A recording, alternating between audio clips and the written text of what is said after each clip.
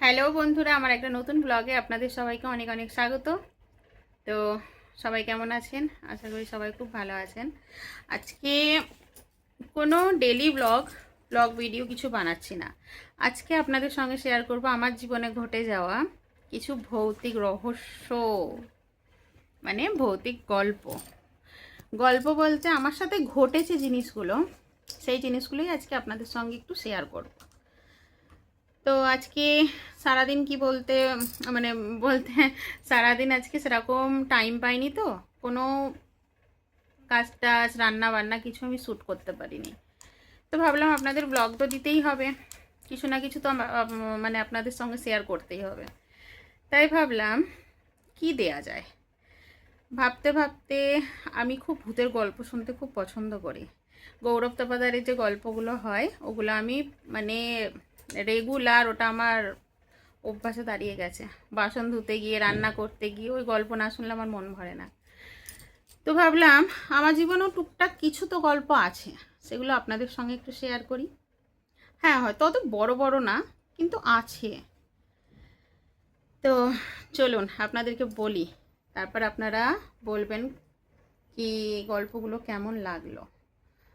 গল্পর থেকেও বড় কথা, আমার জীবনে একটু ঘটে গেছে সেই সময়টা, আমি কিরকম, সেই সময়টা আমার কিভাবে কেটেছে, কিভাবে আমি কি ফিল করেছি, সেগুলোই আপনাদের সঙ্গে একটু শেয়ার করছি। তো ঘটনাটা হচ্ছে 2012।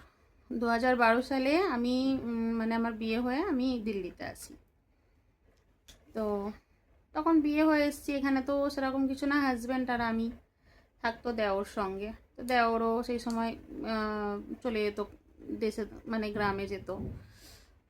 তো এরকম সময় আমি এসেছি, মানে আগস্টে আমি এসেছি, আর সেপ্টেম্বর অক্টোবরে দুর্গাপুজো ছিল, সেই সময়ও চলে গেছে, আমার দেওর চলে গেছে। তা হ্যাঁ, থাকার মধ্যে আমি আর আমার হাজব্যান্ড। এবার বাড়িতে সেরকম কেউ থাকতো না, মানে ওই বাড়িটা, যে বাড়িটায় আমি ছিলাম, মানে রেন্টে থাকতাম আমরা ওই বাড়িটায়। ওই বাড়িটায় যে ছিলাম, বাড়িটা কীরকম একটু বলি। মেন গেট থেকে ঢুকবেন, সোজা গিয়েই একটা ঘর পড়ছে, সেটা প্রথমে হল, তারপর বেডরুম, ঠিক আছে। আর পায়খানা বাথরুম যেগুলো, ওগুলো সাইডে আছে, মানে ঢুকবেন, ঢুকে একটুখানি গ্যাপ, তার পাশেই সিঁড়ি আছে, সিঁড়ির নিচে ছিল পায়খানা বাথরুমটা। তো এবার আমরা নিচের ঘরটাতেই থাকতাম। তারপরে সিঁড়ি দিয়ে উপরে উঠে আরও দুটো তিনটে ঘর ছিল, সেগুলোতে ব্যাচেলার ছেলেপিলেরা থাকতো। ব্যাচেলার বলতে দুটো তিনটে লোক থাকতো, আর একটার মধ্যে ফ্যামিলি থাকতো। কিন্তু সারাদিন কেউ থাকতো না, সকালবেলায় সবাই 8টা-9টার মধ্যে বেরিয়ে যেত, আর ঘরে আসতো তারা আবার সেই রাত্রিবেলায় 8টা-9টার সময়। মানে পুরো দিনটা একদম খালি বাড়িটা। এবার আমি বিয়ে হয়ে গেছি সেই সময়। হাজব্যান্ড সকালবেলা 10টা, 11টা, 11:30টার মধ্যে ঘর থেকে দোকানের জন্য বেরিয়ে আসতো। তো তারপর আমি সারাদিন একা। এবার একা একা থাকতাম, তো এক তো প্রথম প্রথম আমার খুবই একটু ভয় ভয় লাগতো, কারণ একা একা কোনো দিন থাকিনি, বিয়ের আগে তো কোনো দিন থাকিনি একা। সবসময় আমরা যেখানে ছিলাম সেখানেও সবসময় বাড়িতে লোকজন ভর্তি ছিল, সবার সঙ্গে আনন্দ মজা করে কেটেছে, আগেও বলেছি আপনাদেরকে। তো এরকম সময় হাজব্যান্ড বেরিয়ে যেত। তারপর থেকে আমি যতক্ষণ কাজ করতাম, মানে ঘরের কাজ টাজগুলো করা, স্নান, জামা কাপড় ধোয়া, সব কিছু করে টোরে ঘরে আমার আর ঢুকতে ইচ্ছে হতো না। যতক্ষণ বাইরে থাকতাম মনে হতো ঠিক আছে, মানে বাইরে বলতে বাইরেটা একটুখানি উঠোন টাইপের ছিল, মার্বেল বসানো ছিল। তো একটু না কেমন লাগতো যেন, ঘরের ভিতরটা যেন আমার একা একা ঢুকতে ইচ্ছে হতো না। কিন্তু কি করব, ঢুকতে তো হবেই আমাকে। তারপরে স্নান সেরে সব কিছু কাজটা সেরে জামা কাপড় মেলে টেলে, তো জামা কাপড় সামনেই ওখানে মেলতাম, উপরে যেতাম না, মেলে টেলে তারপর কোনোভাবে ঘরে ঢুকতাম। ঘরে ঢুকে শুধু যেন একটা গা ভারী ব্যাপার লাগতো, ভাবতাম যেন কিছু একটা অসুবিধা হচ্ছে, এরকম মনে হতো। তো যাই হোক, ঘর থাকতে তো হবেই। তারপরে আমি স্নান সেরে পুজো টুজো করতাম। আমি শুরুর থেকে একটু পুজো পাঠ করি, ভগবানের প্রতি একটু বিশ্বাস বেশি আমার।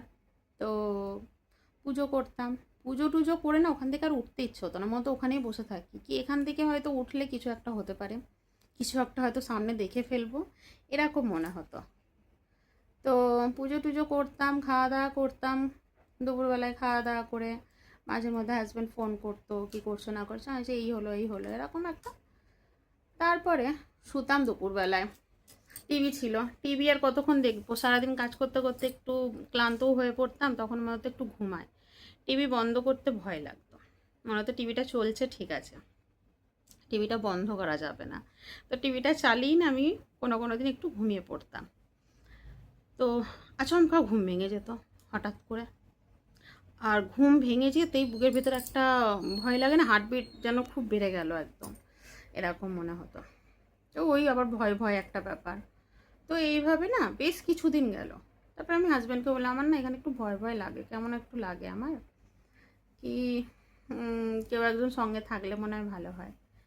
তারপরে আমার একটা পিস শাশুড়ির ছেলে, ও ছোট ছিল তখন, ওর বয়স কত 10-11-12 বছর বয়স ছিল। তো ওকে তখন বললো যে ভাই তুই থাকবি তো, বৌদি একা একা বাড়িতে থাকে, একটু কেমন লাগে, তুই থাকিস। তখন আমার পিস শাশুড়িও বললো যে তুই থাকবি বৌদির সাথে, সারাদিন থাকবি, তারপর রাত্রিবেলা দাদা চলে আসলে চলে যাবি। কিন্তু ও থাকতো, রাত্রিরেও থাকতো, যেহেতু আমাদের হল ছিল, বেডরুম ছিল, তো হলের মধ্যে আমাদের বেড লাগানো ছিল, ওখানে থাকতো। তো তারপরে কি হলো, ওই ঘরের ভিতর ঢুকে ভয় লাগাটা তো একটু কমলো, মানে ঢোকাতে যে ভয় লাগতো ওটা কমলো, কিন্তু তাও যেন একটা কেমন গা ভারী এরকম একটা লাগতে থাকতো। তারপরে এই করতে করতে হঠাৎ আমার শরীর খারাপ, খুব শরীর খারাপ বলতে জ্বর এসছে। তো ঠিক আছে, জ্বর আর নামছে না, ডাক্তার দেখানো হলো, ওষুধ খাওয়া হচ্ছে, 1 সপ্তাহ হয়ে যাচ্ছে ওষুধ খাচ্ছি, জ্বর আর ঠিক হচ্ছে না, শরীর যেন ধীরে ধীরে আরও কমজোর হয়ে যাচ্ছে, আমি দুর্বল হয়ে পড়ছি, রোগা হয়ে যাচ্ছি দিনে দিনে, তো কেমন একটা যেন হচ্ছে। তো তখন হাজব্যান্ডেরই একটা চেনা জানা একটা দিদি, ওনাকে দিদি বলতো, একটা দিদি ছিল, তো উনি মুসলমান, ওই দিদিটার কাছে তখন নিয়ে গেল আমাকে। নিয়ে যাওয়াতে ওই দিদি বলল তখন, কি হচ্ছে বনু, বললাম এই সমস্যা হচ্ছে। তো বলছে তুমি কি কিছু দেখেছো? আছি না, আমি দেখি না, কিন্তু একটা ফিল হয় যেন ঘরটাতে কেউ একজন নজর দিয়ে রেখেছে, এরকম একটা ফিল আছে, ফিল হতে থাকে আর কি আমার সবসময়। রাত্রেও ঘুমাতাম, ঘুমাতে ঘুমাতে আচমকা চোখটা খুলে যেত, ঘুম ভেঙে যেত, ভয় ভয় লাগতো। তো করতে করতে তখন উনি বললো যে ঠিক আছে, অসুবিধা নেই কোনো, আমি ঝাড়িয়ে টাড়িয়ে দিচ্ছি। আর একটা উনি মন্ত্র পড়ে একটা সাদা সুতোর মধ্যে একটা ধাগা বানিয়ে দিয়ে মন্ত্র পড়ে ওটা আমাকে বেঁধে দিল, বললো যাও, তোমার জ্বরও ঠিক হয়ে যাবে আর ভয়টাও কেটে যাবে। তখন হাজব্যান্ডকে বললো কিন্তু ওই বাড়িতে আর থাকা যাবে না তোমার। তখন হাজব্যান্ড বললো কেন, কি হয়েছে? বলছে না, ওই বাড়িটায় তুমি থেকো না, ওই বাড়িটাতে এমন কিছু আছে যেটা ওর ওপরে নজর দিচ্ছে, ওর নজরের জন্যই ওর এরকম শরীর খারাপ হয়ে যাচ্ছে, কোনো এর কিছু না কিছু প্রবলেম হতে থাকছে ওর। মানে ওই বাড়িটায় আমরা 1.5 আগস্টের তো সেপ্টেম্বর অক্টোবর 1.5 থেকে 2 মাস মতো ছিলাম, কিন্তু আমি 2 মাসই ওরকম ভয়ে ভয়ে সবসময় থাকতাম। তারপরে হাজব্যান্ড বললো ঠিক আছে। তারপর আমরা যখন ওখান থেকে বেরিয়ে আসি, আচ্ছা, তার মধ্যে বাড়িয়ালিটা এমন ছিল, ঝগড়া করার মাস্টার, মানে 1 তারিখ থেকে 2 তারিখ হলেই চিৎকার চিল্লামিল্লি, ঘর থেকে জিনিস বের করে দেবো, এই করবো, এরকম টাইপের ছিল। তো তাই ওটা তো আমরা একটু বিরক্ত বোধ করতাম, তাই জন্য আমরা ভাবলাম খালিই করে দিই এখান থেকে। তারপর হাজব্যান্ড যেখানে আমাদের ব্যবসা আর কি, দোকানটা, সেখানেই ঘরটা নিয়ে ওখানে খালি করার দিন ঠিকঠাক হলো, দুর্গাপুজোর পরে পরে আমরা খালি করে দিই, দীপাবলির আগে আমরা খালি করে দিলাম। খালি করে যখন ওখান থেকে বেরিয়ে আসছি, তখন এতদিন মানে 2 মাস ছিলাম, তখন লোকজন কিছু বলেনি। যখন বেরিয়ে আসছি তখন ওখানকার আশপাশে যে লোকজনগুলো আছে, দোকান টোকান আছে, তখন ওরা বলছে হ্যাঁ খালি করে দিয়েছো, ভালোই হয়েছে, এই বাড়িটায় কেউ এসে 3-4 মাসের বেশি টিকতে পারে না। তখন জিজ্ঞেস করা হলো কেন, কি হয়েছে? তখন ওরা বলছে যে ওই নিচে যে ঘরটা, ওই ঘরটায় একটা মেয়ে গলায় দড়ি দিয়ে মারা গেছে। আমরা শুনে আমরা আর ওখানে এক মুহূর্ত দাঁড়াইনি, সব কিছু শুনে টুনে তারপরে ওনার কাছ থেকে ঝাড়িয়ে টাড়িয়ে আসার পরের দিন থেকে আমার শরীর ঠিক জ্বর নেমে গেছে। যে দুর্বল ভাবটা ছিল ওটা তো ছিল কিছুদিন, তারপরে আবার ওনার কাছে গেছিলাম, উনি একটু জল পড়া তারপরে আবার ঝাড়িয়ে টাড়িয়ে দিয়েছিলেন, কিন্তু তারপরে আমি ধীরে ধীরে ঠিক হয়ে যায়। তারপর আমি ওখান থেকে আমরা চলে আসি।